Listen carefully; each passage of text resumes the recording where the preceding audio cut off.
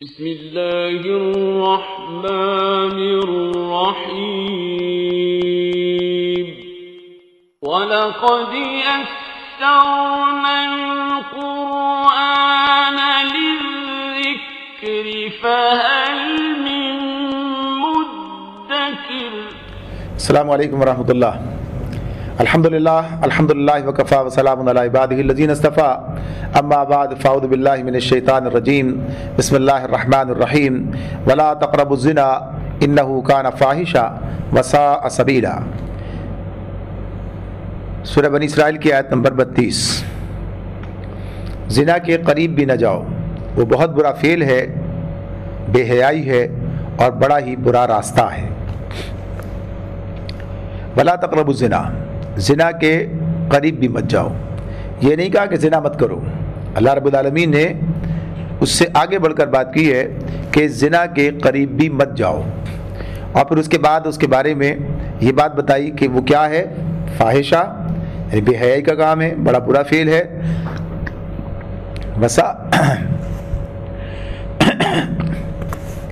وساء سبیلا اور برا راستہ ہے۔ تو اس اعتبار سے اللہ رب العالمین نے یہ بات ہمیں بتائی ہے کہ اس معاملے میں اس حوالے سے بہت سوچنے کی ضرورت ہے کہ جس بات کا مطالبہ اللہ تعالیٰ نے کیا، اللہ تعالیٰ جب کوئی کام کرنے سے منع کرتے ہیں تو برا ہی ہوتا ہے۔ ایک بات تو یہ ہے، اصولی بات ہے، سمجھ میں آتی ہے، ہم مسلمان ہیں، اللہ پر ہمارا ایمان ہے، اللہ پر ہمارا اعتماد ہے کہ اللہ کی کوئی بات بھی حکمت سے خالی نہیں ہے۔ اللہ تعالیٰ جو بات بھی بتاتے ہیں اس کے اندر حکمت موجود ہوتی ہے۔ دوسری بات یہ ہے کہ نہ تو اللہ تعالیٰ کو کسی چیز کی ضرورت ہے اور نہ ہی اللہ تعالیٰ کسی کی نیکی اور وہ کہیے کہ اس کے کسی خاص راستے کو اختیار کرنے سے اللہ کو کوئی فائدہ ہوتا ہے، بلکہ یہ سب کچھ جو کچھ بتایا جاتا ہے یہ انسان کے اپنی بھلائی کے لیے ہی بتایا جاتا ہے۔ اس پر ہمارا ایمان ہے اور احادیث اس ضمن میں موجود ہیں اس حوالے سے۔ تو بنیادی طور پر جب اللہ تعالیٰ کسی بات سے منع کرتے ہیں تو پہلی بات تو یہ کہ ایک مسلمان پہلے اس سے باز آ جانا چاہیے، اسے یعنی اس معاملے میں اسے کوئی اور مزید کسی بات کے بتانے کی ضرورت نہیں ہے۔ لیکن یہ بھی اللہ تعالیٰ کی مہربانی ہے کہ جب وہ کوئی کام کرنے کا حکم دیتا ہے تو اس کے فائدے بھی بتا دیتا ہے کہ اس کے یہ فائدے بھی ہیں، یعنی یہ فائدے اس کے ہیں، ورنہ ظاہر سی بات اللہ کا بتا دینا کافی ہے اور آدمی کو وہ کام کرنا چاہیے، اس لیے کہ اللہ معبود ہے اور ہم سب بندے ہیں اللہ کے، اس کے عبد ہیں، غلام ہیں اس کے۔ اور اسی طرح جب وہ کسی کام سے منع کرتا ہے تو اس کا مطلب یہی ہوتا ہے کہ اللہ نے منع کر دیا، کام نہیں کرنا ہے، لیکن ساتھ ہی ساتھ وہ بتاتا ہے کہ اس کام کے نقصانات کیا ہیں، کہ کام کتنا برا ہے۔ تو اس اعتبار سے اس میں گویا کہیے کہ مزید یہ اللہ تعالیٰ کی مہربانی، اس کا فضل ہے کہ وہ انسان کو یہ بات بتا رہا ہے، سمجھا رہا ہے کہ دیکھو یہ ایک برا کام ہے۔ تو ظاہر سے اس کے جو برے اثرات ہیں وہ اثرات کس پر پڑیں گے، اس انسان پر پڑیں گے، اس معاشرے کو بھگتنے پڑیں گے جس معاشرے کے اندر برائیاں پیدا ہو جائیں گی۔ تو اس حوالے سے یہ چیزیں یہاں پر گویا دونوں چیزیں جمع کر دی گئیں۔ تو اللہ رب العالمین نے کہا ہے کہ ولا تقربوا الزنا، زنا کے قریب بھی مت جاؤ۔ تو جب یہ قریب بھی نہ جانے کی بات کی ہے، اس سے مراد کیا ہے کہ زنا سے ہی نہیں بچنا بلکہ اس کے ان مقدمات سے بھی بچنا ہے، ان ابتدائی محرکات سے بھی بچنا ہے کہ جو اس راستے کی طرف لے جاتے ہیں۔ یعنی ایسا نہیں ہوتا کہ ایک انسان براہ راست زنا کے اندر جو ہے مبتلا ہو جائے، بلکہ یہ اسباب ہوں گے، کچھ اس کے راستہ ہے، کچھ اس کے وہ کہیے کہ محرکات ہیں، وہ کام جب کیا جائے گا پھر اس کے نتیجے میں وہ صورتحال پیدا ہوگی۔ اللہ رب العالمین نے معاشرے کو اس جرم سے بچانے کے لیے اور اس کو حیا پر قائم کرنے کے لیے، اس لیے کہ بے حیائی یہ کہا کہ یہ فاحشہ ہے، یہ بے حیائی ہے، برا فعل ہے یہ۔ اور بے حیائی کے معاملے میں نبی کرم صلی اللہ علیہ وسلم نے فرمایا کہ اگر تمہارے اندر سے حیا نکل جائے، یعنی اتنی بے حیائی کا معاملہ ہے تو کہ انسان اس درجے وہاں تک پہنچ جائے، یعنی اس سے پہلے حیا کے اور درجے بھی آئیں گے جنہیں انسان توڑتا چلا جائے گا، اور یہ انتہائی درجے کی بے حیائی ہے۔ تو آپ نے تو صرف حیا کے بارے میں یہ بات کہی ہے کہ اگر کوئی حیا تمہارے اندر سے نکل جائے تو پھر جو چاہے کرو تم، یعنی کہ پھر آدمی کسی برائی سے رک نہیں سکتا ہے، پھر ہر برائی کے اندر مبتلا ہو سکتا ہے۔ تو اسی لیے کیا بتایا کہ حیا جو ہے ایمان، یعنی ایمان کی ایک علامت ہے، ایمان کی شاخوں میں سے ایک شاخ ہے، یعنی ایمان کی بات ہے یہ۔ تو اس معاملے میں نبی کرم صلی اللہ علیہ وآلہ وسلم نے حیا کی تعلیم دی ہے، حیا کو اختیار کرنے کا حکم دیا ہے۔ تو یہ چیز انسان کے اندر کب پیدا ہوتی ہے کہ جب وہ ان اصولوں کی پاسداری کرتا ہے اور اللہ رب العالمین کے احکامات کی پابندی کرتا ہے، اللہ کا ادب اور اللہ تعالیٰ کے حوالے سے، یعنی اس نے جب آدمی سوچتا ہے نا، حیا بعض اوقات یہ بھی ہوتی ہے جسے ہم ایک زبان اپنے اس طور پر کہتے ہیں کسی بڑے آدمی کو یا کسی ایسے جس سے ہم عقیدت رکھتے ہیں یا جس کی بڑائی کو تسلیم کرتے ہیں، اس کے سامنے کچھ ایسی باتیں کرنے سے کتراتے ہیں، یعنی ہمیں شرم آتی ہے، اور آپ کہتے ہیں کہ شرم آتی ہے ایسے لوگ اس طرح سے سرے عام کھلے عام اور ایسے لوگوں کے درمیان اس طرح کی بات کرتے ہوئے، کام کرتے ہوئے، جو کہ دوستوں میں آدمی اس طرح سے جو ہے، یعنی عام بات کی بات ہو رہی ہے، کسی بے حیائی کی بات نہیں ہو رہی ہے، یعنی ادب کی بنیاد پر ہی کام کر رہے ہوتے ہیں۔ لیکن اگر کھلی ہوئی بے حیائی کی جائے وہ تو بہت ہی بڑے درجے کی بات، برے درجے کی بات ہو جائے گی۔ اور اللہ رب العالمین کے سامنے، یعنی اللہ رب العالمین جس نے انسان کو پیدا کیا اور اس کے لیے سارے حلال ذرائع جو ہیں وہ اس نے بنا دیے، ان حلال ذرائع کو چھوڑ کر اور انسان حرام کی طرف جائے، جبکہ اللہ نے حلال ذرائع فراہم کر دیے، انسان کی جتنی بھی ضروریات ہیں، جتنے بھی اس کے داعیات ہیں اور اس کی جتنی بھی گویا کہیے کہ اس کے نفس کے مطالبات ہیں، ان کے حلال ذرائع جو ہیں اللہ نے اس کے لیے مہیا کر دیے کہ ان حلال ذرائع سے کام لے کر آدمی اپنی ضرورت کو پورا کر سکتا ہے۔ لیکن اگر وہ ان حلال کو جو ہے پیچھے چھوڑ کر اور حرام کی طرف جانا چاہے تو اللہ کی نافرمانی ہے یہ، اور یہ حرام کے مواقع اس لیے موجود ہیں کہ اللہ کی طرف سے آزمائش ہے، یہ معاملہ ہے۔ لیکن ساتھ ہی ساتھ اللہ تعالیٰ نے یہ ان ذرائع جو حرام کے ہیں اس کے لیے ایسا نہیں کہ بالکل عام کر دیے، آزمائش کو مشکل بنا دیا ہے، بلکہ یہ بات اپنی جگہ پر ہے کہ اللہ نے ایسے اقدامات کرنے کا حکم دیا، ایسی باتیں بتائی ہیں کہ اگر ان پر عمل کیا جائے تو یہ جرم انتہائی مشکل ہو جائے گا، انسان کے لیے اسے کرنا آسان نہیں ہوگا۔ لیکن آج جو ہم اپنے ارد گرد حالات دیکھتے ہیں کہ ہم نے ان تمام اللہ تعالیٰ کی طرف سے عائد کردہ پابندیوں کو توڑ دیا، وہ سارے بیریئر جو اللہ نے اس کے لیے قائم کیے تھے کہ انسان اس برائی کی طرف نہ جانے پائے، وہ سارے کے سارے توڑ دیے، ختم کر دیے۔ نتیجہ کیا نکلا؟ نتیجہ یہ نکلا کہ بے حیائی جو ہے وہ عام ہوتی چلی جا رہی ہے، بڑھتی چلی جا رہی ہے، اس لیے کہ جب اس کے مواقع موجود ہیں تو پھر اس کے لیے آدمی کا گویا کہ اسے رکنا اور زیادہ مشکل ہو گیا ہے، شیطان جو ہے اسے اس طرف لے کے چلا جا رہا ہے۔ تو اللہ رب العالمین نے ہمیں یہ جب بات کی کہ زنا کے قریب بھی مت جاؤ، تو اب جس طریقے سے زنا ایک جرم ہے، زنا جو ہے جرم ہے اور یہ فوجداری جرم ہے۔ زنا کیا ہے؟ فوجداری جرم ہے، یعنی جس پر ریاست زنا کے مرتکب کو سزا دے گی، یعنی اسلامی ریاست جو ہے اس کے مرتکب کو سزا دے گی۔ فرق یہ ہے آج بھی، یعنی ہمارے پاس تو خیر اسلامی گویا کہیے کچھ جو جتنے بھی احکامات موجود ہیں، ہماری ریاست جتنی چیزوں پر عمل درآمد کر رہی ہے اس میں یہ بات موجود ہے، یعنی زنا کی سزا گو کہ اللہ نے جو سزا مقرر کی وہ نہیں ہے، یعنی اس کی بات الگ ہے کہ حدود آرڈیننس موجود ہے اور اس کے حوالے سے جو چیزیں ہونی چاہیے، لیکن بہرحال سزا موجود ہے۔ لیکن اگر غیر مسلم معاشرے میں چلے جائیں وہاں صورتحال کیا ہے؟ وہاں اس کا جرم کس بنیاد پر بنتا ہے کہ اگر زنا بالجبر ہے تو جرم ہے، سزا ہے، لیکن زنا بالرضا ہے تو کوئی جرم نہیں ہے، کوئی جرم نہیں ہے اس کے اندر۔ لہذا پھر ان کے لیے کیا وہ سارے مقدمات جو زنا کی طرف لے جاتے ہیں وہ بھی جرم نہیں ہے ان کے یہاں، وہ بھی ان کے یہاں جرم نہیں ہے۔ جب ایک چیز جرم ہے، ہمارے پاس فرق کیا ہے؟ یہاں زنا بالرضا ہو یا زنا بے جبر ہو، دونوں جرم ہیں۔ یعنی اسلامی پاکستان کے قوانین کے حساب سے بھی ایک تو اسلامی قوانین کی بات ہے، وہاں تو بات ہے ہی بالکل طے شدہ، اور اسی اعتبار سے یہاں ہمارے پاس جو قانون کے اندر سزا وہ نہیں ہے، لیکن بہرحال یہ بات تو ہے کہ زنا بالجبر بھی اور بالرضا بھی دونوں جرم ہیں۔ تو اب اس جرم کے معاملے میں کہ جب یہ جرم ہے تو جو چیز اس جرم کی طرف لے جاتی ہے وہ بھی جرم ہونا چاہیے، یعنی جو چیز جرم کی طرف لے جائے گی وہ بھی تو جرم ہونا چاہیے، یعنی اس کی بھی تو ممانعت ہونی چاہیے، اس کو بھی تو وہ رکاوٹ بھی تو آپ کو سامنے رکھنی چاہیے، یعنی اس کے بارے میں قانون سازی کرنی چاہیے، اس کے لیے کوشش کرنی چاہیے کہ لوگ اس جرم کے اندر مبتلا نہ ہونے پائیں، تو یہ کام ہونا چاہیے۔ تو اللہ رب العالمین نے تو سارا نظام دیا ہمیں، اللہ نے سارا نظام ہمیں دیا ہے کہ جس کے سے بچ کر انسان جو ہے اس بڑے جرم کا مرتکب نہیں ہو پائے گا اگر وہ ان چیزوں پر عمل درآمد کر رہا ہو، کہ جو دائرے اللہ رب العالمین نے مقرر کر دیے اس کی تفصیل سورہ نور کے اندر آئے گی ہمارے سامنے، جہاں اللہ تعالیٰ نے یہ بات بھی بتائی، وہاں زنا کی سزا بھی بیان کی ہے، اور ساتھ ہی ساتھ وہ احکامات بھی دیے کہ جو انسان کو سامنے رکھنے تاکہ وہ زنا سے بچ سکے، اس کے قریب بھی نہ جائے۔ تو اس میں وہ تمام اصول ہیں، قریب نہ جانے سے مراد کیا ہے کہ ان تمام اصولوں کی پابندی کی جائے جو اللہ رب العالمین نے اس حوالے سے ایک اسلامی ایک مسلمان کو اور اسلامی ریاست کے لیے اللہ نے مقرر کر دی ہیں، یعنی محرم کا دائرہ، محرم نامحرم کی تمیز، یعنی یہ ہمارے پاس اس کی تمیز موجود ہونی چاہیے، یہ محرم ہے اور یہ نامحرم ہے۔ محرم کے لیے کیا ان سے اللہ تعالیٰ نے یہاں پر احکامات دیے اور نامحرم کے لیے کیا پابندی عائد کی ہے، یعنی ایک خاتون اور مرد کے لیے محرم نامحرم کے دائرے جو بنائے گئے ہیں تو اس اعتبار سے انہیں اس کو پامال نہیں کرنا بلکہ ان کو جو ہے اس کی پاسداری کرنی چاہیے۔ پھر اسی طرح سے ہمارے لیے جو چیز مزید آگے رکھی ہے وہ یہ بات ہے کہ آپ جب کسی کے گھر جائیں تو اجازت لے کر جائیں، یعنی استئذان، اجازت طلب کرنا، یہاں تک کہا گھر تو بات کی بات ہے، اگر کسی کے کمرے میں بھی جائیں تو اجازت لے کر جائیں، ایسے نہیں درانہ گھس گئے ایسے ہی بغیر کسی پرواہ کیے ہوئے۔ اب یہ کیا، تاکہ آپ جو ہے کسی ایسے حالت میں کسی کی طرف نہ چلے جائیں جو نامناسب ہو، تو اس لیے اجازت لے کر، دستک دے کر، اجازت حاصل کر کے یہ کام محرم اس دائروں کے اندر بھی یہ بات بتا دی گئی ہے۔ تو بنیادی طور پر یہ چیز ہمارے سامنے رکھ دی گئی کہ یہ دوسری چیز ہمارے بتا دی گئی کہ محرم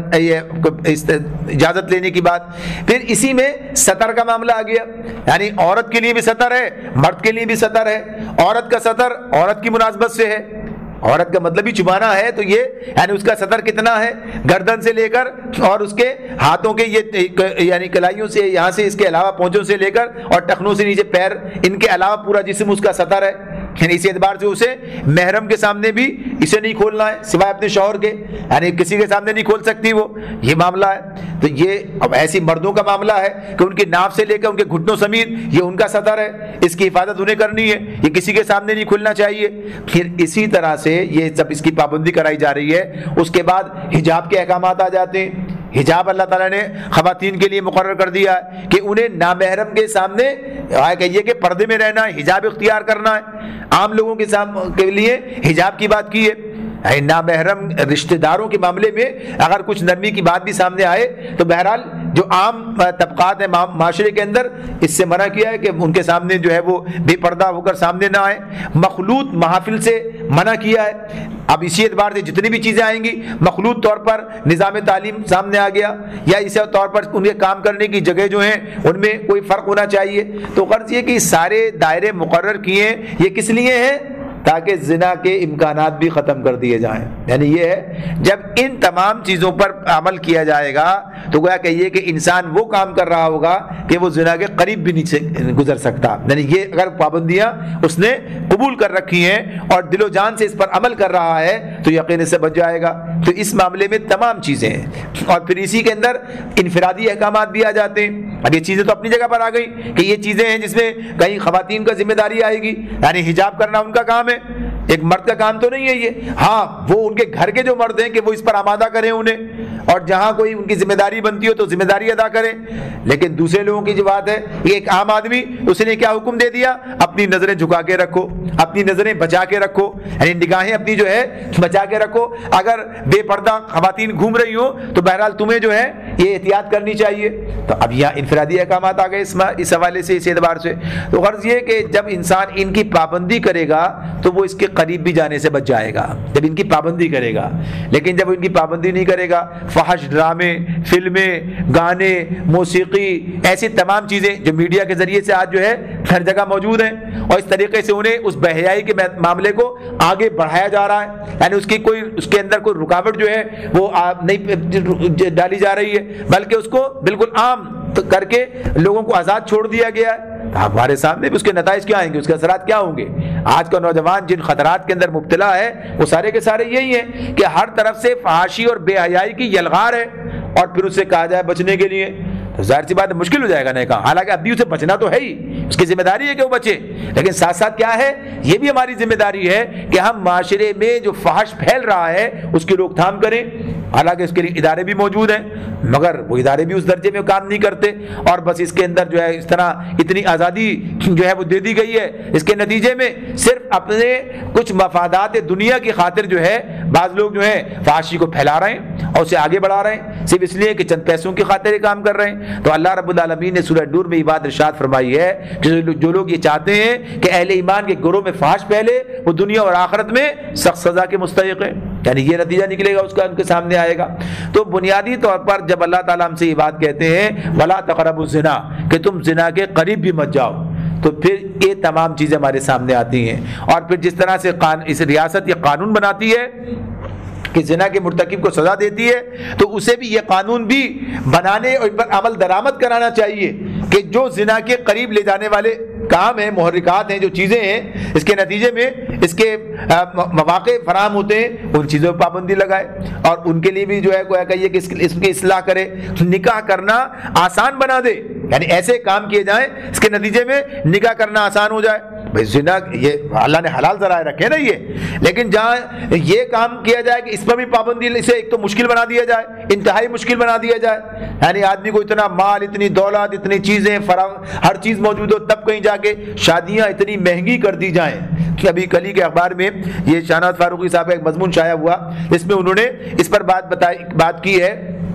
کہ یہ جو مارننگ شوز ہیں اور ان کے اندر جو شادیاں دکھائی جا رہی ہیں، یعنی اس میں شادیاں دکھائی جا رہی ہوں گی کہ ایک ایک شادی روز جو ہے یہ کام ہو رہا ہے، اور ایسی، اور اس کے اندر جو نمائش ہو رہی ہے جن چیزوں کو، یعنی گویا کہیے کہ ایک ایسی مصیبت جو ہے اس کے نتیجے میں آ رہی ہے کہ لوگوں کے لیے وہ ایک مثال بن گئی ہے، یعنی اب لوگ جو ہیں ایک تو فحاشی پھیل رہی ہے اس کے ذریعے سے، یعنی وہی سارے کے سارے معاملات جو کہ ایک محدود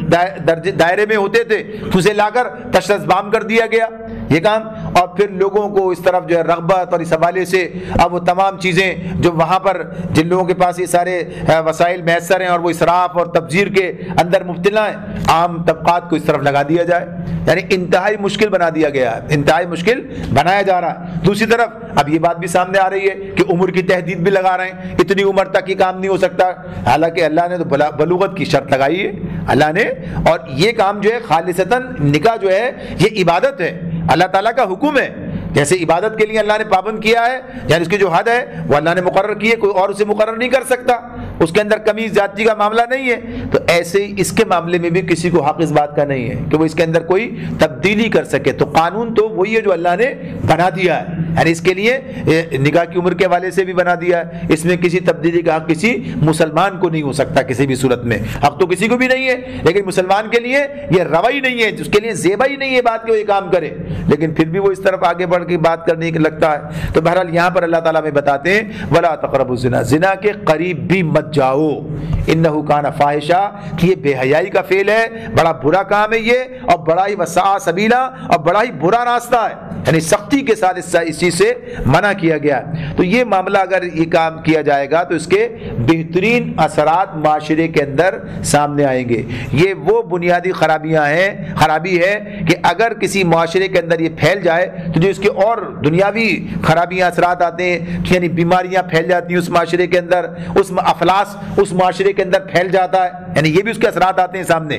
اور دوسری طرف یہ ہے کہ جس قوم کے افراد بے حیا ہو جائیں وہ اللہ کے عذاب کا مستحق بن جاتی ہے، یعنی یہ صورتحال بھی سامنے آتی ہے، اور پھر ان سے کسی بڑے کام کی توقع کرنا یہ پھر جو ہے کہیے کہ عبث ہو جاتا ہے، اس کا کوئی امکان باقی نہیں رہتا۔ تو یہ جو کہ امت مسلمہ ہے اس کے سپرد اللہ نے بہت بڑا کام کیا، ذمہ داری اس کے سپرد کی ہے کہ دنیا کے اندر اللہ کے دین کو پھیلانا، اس کو پہنچانا، وہ دنیا میں اللہ کا دین قائم کرنا، جس کے نتیجے میں دنیا میں امن، عدل، انصاف، مساوات، یہ سب چیزیں جو ان کے حقوق جو ہیں فراہم ہو سکیں، تو یہ سب کام کرنے کے لائق نہیں رہتا پھر وہ نوجوان کہ جو فحاشی کے اندر مبتلا ہو جائے۔ تو اللہ نے اس حوالے سے کہا بڑا ہی برا راستہ ہے۔ وَلَا تَقْتُلُوا النَّفْسَ الَّتِي حَرَّمَ اللَّهُ إِلَّا بِالْحَقِّ وَمَنْ قُتِلَ مَظْلُومًا فَقَدْ جَعَلْنَا لِوَلِيِّهِ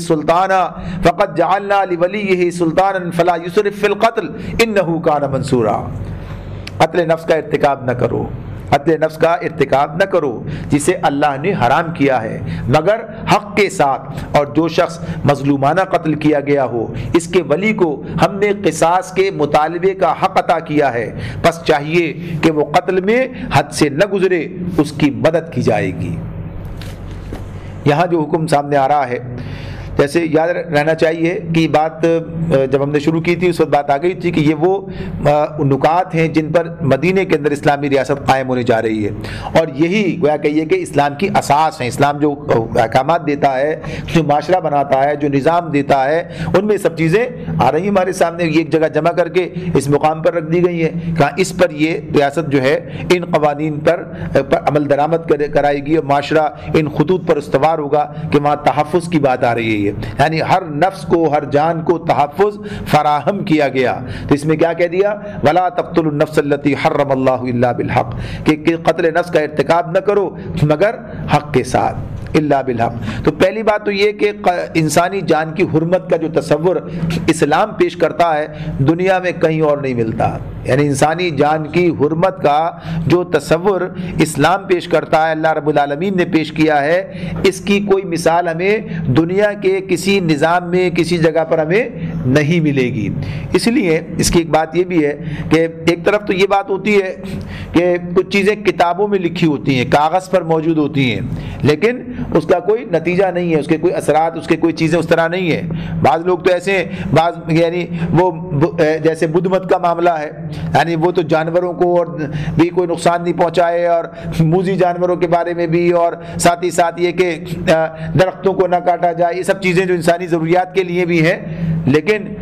اسی کے ماننے والے پتہ چلتا ہے کہ انسانوں کے قتل عام کے اندر ملوث ہیں۔ یعنی اس طرح سے برما میں اراکان جس طرح ظلم کیا جا رہا ہے، اور جس طریقے سے ان کا قتل عام ہے، اور جس طرح بدترین قسم کے معاملات ہیں اور حکومتی سطح پر ہیں ساری چیزیں، اور دنیا نے ان کو دیکھا ہے، تسلیم کیا، مذمت کی ہے، کی بات اپنی جگہ ہے۔ اور بھی دیگر اگر ہم دیکھیں تو وہاں پر ساری چیزیں موجود ہونے کے باوجود صرف اس بنیاد پر کہ اگر کسی کے بارے میں کوئی اندیشہ ہے، کسی کے بارے میں کوئی گمان ہے، کسی سے کوئی دشمنی پیدا ہو گئی ہے، اب جو چاہو کر ڈالو، کوئی مسئلہ ہی نہیں ہے۔ یعنی اگر ایسا معاملہ ہو جائے تو جو چاہو کر ڈالو۔ اسلام اس معاملے میں جو چیزیں کہتا ہے نا حق کے ساتھ، حق کا معاملہ متعین کرتا ہے کہ ہاں کس وقت ایسا کام کیا جا سکتا ہے، یعنی جب وہ انسانوں کے لیے مضر ہو جائے وہ معاملہ، یعنی کرنا ناگزیر ہو جائے، اسی وقت یہ کام ہوگا ورنہ نہیں ہوگا۔ تو یہ بڑی بنیادی بات ہے جو اس میں ہمارے سامنے رکھی گئی ہے، اور اسلام ہی کی تعلیمات کو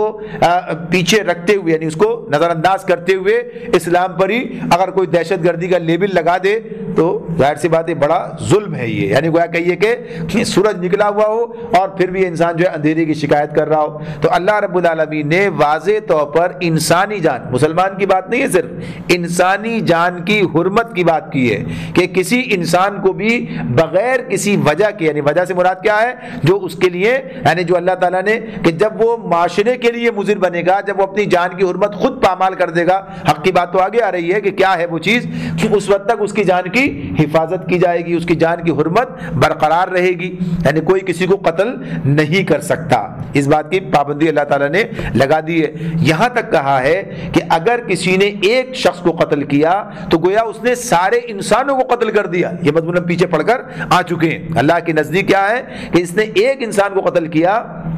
تو گویا اس نے ساری انسانیت کو قتل کر دیا، اور کہا کہ جس نے ایک انسان کی جان بچائی ومن احیاها فکانما احیا الناس جميعا، تو اس نے گویا سارے انسانیت کی جان بچا لی، سارے انسانوں کی، یعنی اس کی اتنی اہمیت بیان کی، اتنی اس کی جو ہے کہ فضیلت رکھی۔ تو یہ جان بچانے کی اور اسی طرح جان کسی کے ناحق لے لینے کا جرم بھی اتنا بڑا بتا دیا۔ تو یہ ساری چیزیں جو ہیں قتل خطا پر جتنی بڑی بات ہے، قتل خطا کیا ہے، یعنی ایکسیڈنٹلی حادثاتی طور پر اگر کوئی کسی کی جان چلی جاتی ہے تو اس کے لیے بھی قصاص بھی ہے، اس کے لیے، اور دیت کا معاملہ بھی اس کے لیے، اور دیت کتنی بڑی ہے ذرا سوچیں کتنی بڑی، یعنی تاکہ انسانی جان کی حفاظت کرنے میں انسان کس حد تک جو ہے کوشش کرے گا، یعنی خطا ناگہانی، یعنی اس پہ کہیے کہ یہ کسی حادثاتی طور پر بھی اس کا معاملہ جو ہے کس طرح بچائے گا اسے، اگر اس کی دیت جتنی رکھی ہے، قصاص تو ہے ہی کہ بدلے میں قتل کر دیا جائے، ورنہ دیت کے جو معاملہ ہے تو 1000 اونٹ اور 100 اونٹ اور 200 گائیں، 100 اونٹ یا 200 گائیں یا 2000 بکریاں، یا ان کے مساوی رقم، یہ دیت ہے۔ کتنا بڑا یہ، تو یہ صرف اس لیے نہیں ہے کہ مارتے جاؤ اور دیت دیتے جاؤ، یہ اس کے لیے نہیں ہے، یہ اس کے لیے ہے کہ اگر حادثاتی طور پر بھی ایسا ہو جائے، حادثاتی طور پر یعنی مارنا نہیں چاہتے تھے لیکن حادثے میں ایسا ہو گیا، غلطی سے ایسا ہو گیا، تب بھی غلطی ایسی نہیں چھوڑ دی جائے گی، یا تو بدلے میں قتل کیے جاؤ گے، قصاص کا حق ہے، ورنہ دیت دو گے اس کے بدلے میں، یعنی دیت جو ہے حادثاتی قتل کی بات ہو رہی ہے یہ، تو یہ اس کی بات ہے۔ کجا یہ کہ انسانوں کو مار کے جو ہے یعنی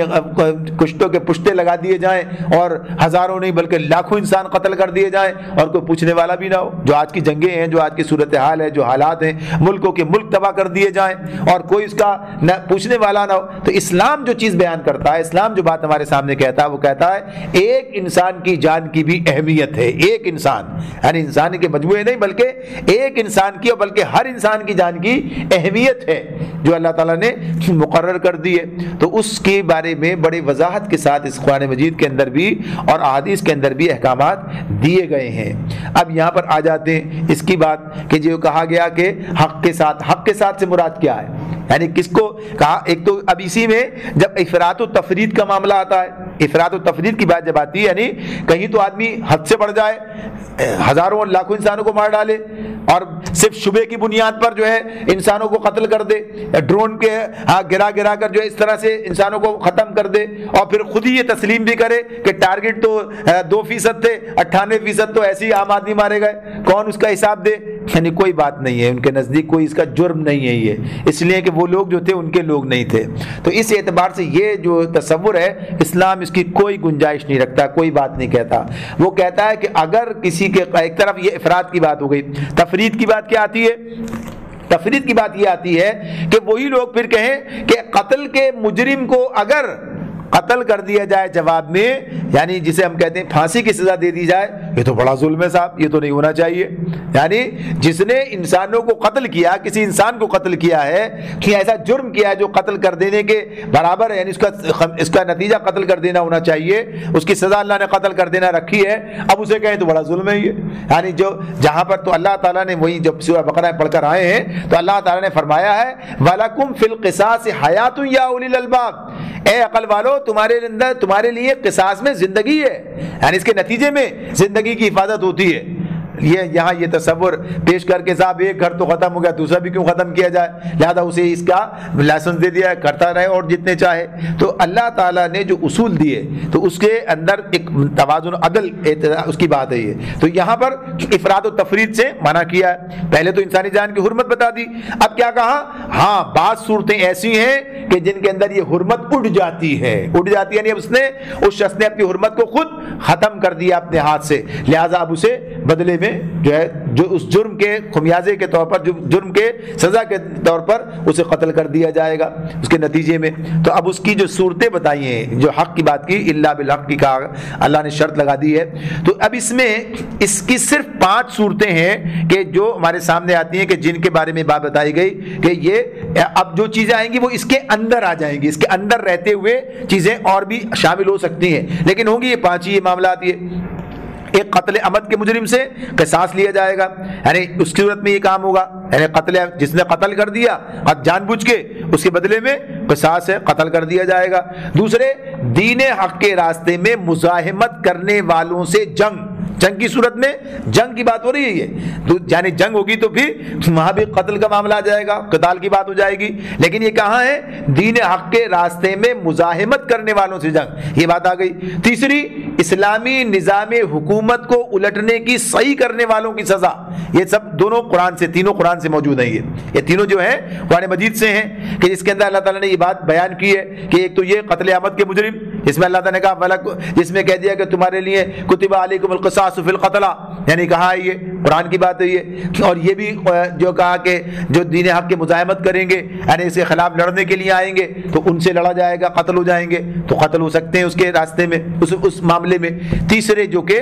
اس دین کو، یعنی جو ریاست اسلامی قائم ہو گئی ہے اس کو الٹنے کی صحیح جو کریں گے اس نظام حکومت کو، اسلامی ریاست کے، ان کی سزا ہے۔ اور چوتھی سزا اور 5ویں جو ہے حدیث سے ہمارے سامنے آتی ہے، چوتھی سزا کیا ہے کہ شادی شدہ مرد یا عورت یہ جب زنا کریں تو انہیں سزا یعنی سنسار کیا جائے گا، یعنی ان کی سزا قتل ہو گئی سنسار کے ذریعے سے، تو یہ چوتھی ہو گئی۔ اور پانچویں مرتد یعنی جو اسلام کو قبول کرنے کے بعد اس سے منحرف ہو جائے، ارتداد کی سزا۔ تو اس طرح سے یہ 5 چیزیں ہیں جو بیان کی ہیں، اور بعض مقامات پر حدیث کی صورت میں جیسے ایک مقام پر 3 کی بات کی ہے۔ اب یہ دو قرآن سے آ رہی ہیں نا اس میں، تو ظاہر سی بات ہے کہ اسی حوالے سے ہیں۔ لیکن جیسے کہ ابھی تو جنگ کی بات ہو گئی کہ جنگ کا معاملہ تو ہر وقت نہیں ہوتا، ہر جگہ نہیں ہوتا، اس کا معاملہ اصول الگ ہے، اور ایسے ہی جو ہے ریاست کے کو جو الٹنے کا معاملہ ہے تو اس معاملے میں بھی ریاست وہ کام کرتی ہے۔ عام حالات کے اندر جو فرد کے اعتبار سے بات ہوتی ہے تو اس کے اندر نبی کرم صلی اللہ علیہ وسلم نے ارشاد فرمایا کہ کسی انسان کو قتل کر دینے کا کوئی امکان نہیں، گنجائش نہیں ہے جو اللہ پر اور اس کے رسول پر ایمان رکھتا ہے، جو کلمہ شہادت جو ہے ادا کرتا ہے، جو اللہ کے اس پہ اور جو گویا کہیے کہ اس قبلے کو مانتا ہے، اس کو تسلیم کرتا ہے اس کے، تو اس کے کسی بھی طور پر اسے قتل نہیں کیا جا سکتا سوائے اس کے کہ یہ 3 صورتیں آپ نے بیان کی، یعنی اس نے کسی کو قتل کیا ہو، یا اس نے شادی شدہ ہونے کے باوجود زنا کیا ہو، یا تیسرا ارتداد کی بات کی ہو۔ تو اس طرح سے یہ بات آپ نے بتائی، یعنی یہ مفہوم ہے، اور یہ حدیث جو متفق علیہ حدیث ہے کہ اس میں اللہ کے رسول نے اس طرح سے بات بتائی ہے۔ تو یہ بتایا کہ یہ جرائم ہیں کہ جن کے نتیجے میں قتل کی سزا موجود ہے، اللہ رب العالمین نے رکھ دی ہے۔ تو یہ بات اس اعتبار سے آگے بڑھیے، دیکھیں اس بارے میں اور کیا ہدایت ہے۔ فرمایا ومن قتل مظلوما، جو مظلوم قتل کیا گیا، جو شخص مظلومانہ قتل کیا گیا یعنی ناحق قتل کر دیا گیا، ومن قتل مظلوما فقد جعلنا لولیہ سلطانا، ہم نے اس کے ولی کو قصاص کے مطالبے کا حق ادا کیا۔ سلطان کا مطلب کیا ہے؟ یعنی سلطان سے مراد یہاں حجت ہے، اور اس کا مطلب کیا؟ جس کی بنا پر وہ قصاص کا مطالبہ کر سکتا ہے، یعنی یہ اسے اس کے ولی کو اللہ تعالیٰ نے یہ حق دیا ہے کہ وہ قصاص کا مطالبہ کرے، یعنی بدلے میں قتل کرنے کا مطالبہ کرے، یہ اس کو دیا ہے۔ تو اب اس کے معاملے میں جو بات سامنے آتی ہے، جو اصول سامنے آ رہا ہے، اب اس سے کئی اصول نکل کے سامنے آ رہے ہیں۔ دوسرے یہ آ گیا سامنے پہلا کہ یہ جو اسے سلطان یعنی اسے حجت دی ہے، قصاص کے مطالبے کا حق جو ہے وہ کس کا ہے؟ وہ ولی کا ہے، یعنی جو اس کا ولی ہے۔ یہ الگ بات ہے کہ جب کسی کا کوئی ولی نہ ہو تو خود ریاست بھی اس کی ولی بنتی ہے، یعنی اس کی بھی ذمہ داری ہوتی ہے کہ وہ یہ اس کی ولایت سے کوئی کسی اس پر نہیں ہے تو پھر ریاست کی طرف چلی جاتی ہے۔ لیکن جب ولی موجود ہے تو پھر وہی ہے، اصل وہی ہے کہ وہ اس کا مطالبہ کرے گا۔ لہذا اس بنیاد پر قتل کے مقدمے میں اصل مدعی پہلے نمبر پر جو ہیں وہ حکومت نہیں بلکہ اولیاء مقتول ہیں۔ اولیاء پہلے مرحلے میں وہ ہیں، وہ نہ ہو تو پھر بات ہوگی آگے ریاست کی طرف جائے گی۔ تو جب وہ ہیں تو وہ اولیاء مقتول ہیں، اور قاتل کو معاف کرنے یا اور قصاص کے بدلے خوبہ لینے کا یہ راضی نامہ ان کا حق ہے، یعنی ان کا حق ہے یہ جو اس کے جسے سلطان جس کے پاس ہے، اس کو حجت جسے ملی ہے، جو اس کے اصل مدعی ہیں، ان کے پاس ہے کہ یا تو معاف کر دیں یا اور قصاص کا یا مطالبہ کریں یا بدلے میں دیت لینے کے لیے تیار ہو جائیں۔ تو یہ بتا دیا ان کا حق ہے۔ تو اس آیت سے یہ بات بھی ہمارے سامنے آ رہی ہے۔ پھر کہا فلا یسرف فی القتل، بس وہ قتل میں حد سے نہ گزرے، یعنی یہی اولیاء مقتول جو ہیں انہیں جب یہ حق ملا ہے تو اب اس کے بعد یہ اس میں حد سے نہ گزرے۔ حد سے گزرنے کا مطلب کیا ہوگا؟ یعنی خود ہی اٹھا کے قتل کر دیا جوش انتقام میں، یا کسی اور کو بدلے میں قتل، بجائے اس کے ایک کے کسی اور کو قتل کر دیا۔ عہد جاہلیت کے اندر جو معاملہ تھا اور اب بھی چلا آتا ہے کہ اگر کسی کا کوئی بڑا آدمی قتل ہو گیا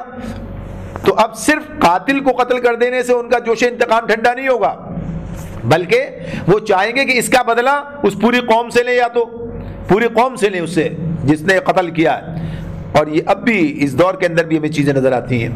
یہ جی حکومتوں کی سطح پر بھی نظر آتی ہیں کہ اپنے لوگوں کے لیے کیا کام کرتے ہیں، پوری قوموں کے ساتھ جو ظلم ہوتا ہے۔ تو اس سے اعتبار سے کہ یہ کام جو ہے یہ اس طرح سے کیا گیا کہ یہ حد سے گزرنا ہو جائے گا، یا یہ کہ قتل اس نے کیا بدلے میں کسی اور کو قتل کر دیا گیا قاتل کے بجائے، یہ بھی حد سے گزرنا ہو جائے گا، یا یہ کہ قاتل کو قتل ظالمانہ طریقے سے، یعنی اس کو ایسے کسی طریقے سے قتل کیا جائے، ظلم کی تشدد کے ساتھ میں، اور یا پھر اس کا مسئلہ کیا جائے قتل کر دینے کا، اس سب حد سے گزر جانے کی صورتیں ہیں مختلف۔ تو اس سے منع کیا ہے، صرف کیا ہے بدلے میں قتل کیا جائے گا،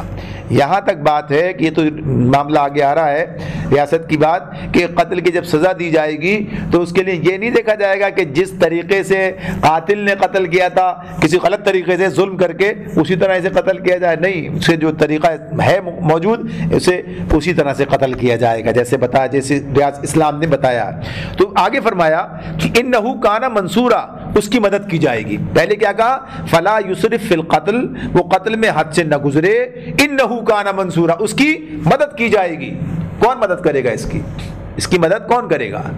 یعنی اس مقام پر یہ بات جو ہے نہیں بتائی گئی ہے، اس لیے کہ ابھی یہ آیت کہاں نازل ہو رہی ہے؟ مکے میں نازل ہو رہی ہے، یہ مکے میں نازل ہو رہی ہے۔ ابھی تو ہجرت ہوگی، پھر اسلامی ریاست قائم ہوگی، پھر وہاں پر سارے معاملات ہوں گے۔ تو اس معاملے میں کیا ہے کہ یہ کام ریاست کرے گی۔ اس کام کون مدد کرے گا؟ اس کی ریاست اس کام کو انجام دے گی۔ تو اس معاملے میں جب یہ ریاستی نظام موجود ہے تو اس اعتبار سے یہ حق اولیاء مقتول کو حاصل نہیں ہے کہ وہ بذات خود جو ہے قتل کر دینے کا یہ اقدام کریں، یعنی قاتل کو، بلکہ انہیں اس معاملے کو عدالت میں لے کے جانا ہوگا، انہیں اس کام کو جو ہے ریاست کے حوالے کرنا ہوگا، اور ریاست جو ہے ان کا یہ قصاص جو ہے لے گی مجرم سے۔ تو یہاں پر یہ بات ہمارے سامنے آ جاتی ہے کہ اس حوالے سے کہ جب یہ اللہ تعالیٰ نے بات کی ہے کہ ایسا ہوگا، اب ظاہر سی بات ہے کہ اگر ایسا نہ ہو، یعنی اسلامی ریاست یا تو موجود نہ ہو یا ریاست وہ کام انجام اس طرح نہ دے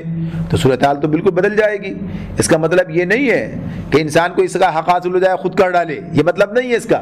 بلکہ بات یہ ہوگی کہ اس ریاست کو قائم کرنے کی جد و جہد کی جائے، اس کی کوشش کی جائے جس کے نتیجے میں اس اصول پر عمل درآمد ہو سکے۔ تو یہاں سے بھی ہمیں بات کیا مل رہی ہے کہ اگر وہ ریاست قائم نہیں ہوگی تو اسلام کے اس اصول پر عمل درآمد نہیں ہو سکے گا اس طرح سے۔ لہذا کیا ہے، کوئی اور طریقہ راستہ اختیار نہیں کرنا کہ انسان خود جو ہے ریاست بن جائے، بلکہ اسے اس ریاست کے قائم کرنے کی جد و جہد کرنی ہوگی تاکہ اس کے نتیجے میں یہ اصول اور یہ قوانین جو ہیں نافذ العمل ہو سکے اور وہ چیزیں جو ہیں جو اللہ نے رکھی ہیں وہ انجام پا سکیں۔ لیکن جب ایک اللہ تعالیٰ ایک حق دیتے ہیں، ایک چیز رکھتے ہیں، تو اس کے جو